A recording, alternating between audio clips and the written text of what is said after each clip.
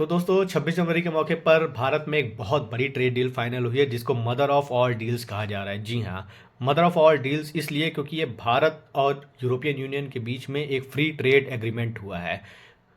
European union का मतलब है कि यूरोप के लगभग 34 देश, और फ्री ट्रेड एग्रीमेंट का मतलब है कि या तो 0% टैक्स या तो बहुत ही कम टैक्स।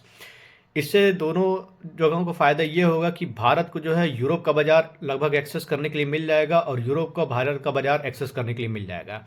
तो भारत से जो भी सामान जाएगा, चाहे वो हैंडीक्राफ्ट हो, चाहे टेक्सटाइल हो, चाहे फार्मेसी हो, या आपका टेक्नोलॉजी हो, या सर्विस सेक्टर हो, तो इसमें भारत को बहुत बड़ा फ़ायदा मिलेगा एक्सपोर्ट में।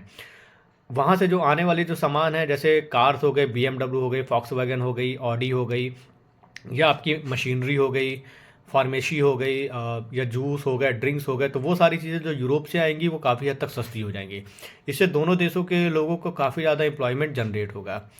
दूसरी सबसे बड़ी बात यह है कि अमेरिका ने जो हम पर 50% जो है टैरिफ लगाया हुआ था, ये डील होने से हमें बहुत बड़ी राहत मिल गई है, क्योंकि अमेरिका इससे बहुत ज़्यादा चिढ़ गया है।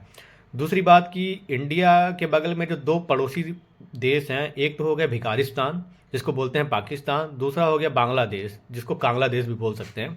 इन दोनों का टेक्सटाइल मार्केट लगभग बर्बाद हो जाएगा, और ये हम चाहते भी हैं क्योंकि इन दोनों ने ज़बरदस्ती भारत से पंगे लिए हैं।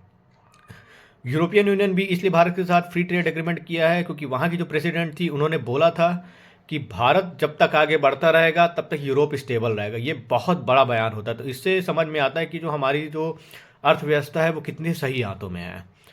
तो ये रही न्यूज़, और मुझे लगता है कि ये सबसे बड़ी डील है, और आगे आगे देखिए आपको क्या क्या चीज़ें सस्ती मिलती हैं। तो ऐसे ही बने रहिएगा हमारे साथ, लाइक और सब्सक्राइब और कमेंट जरूर करिएगा। Thank you.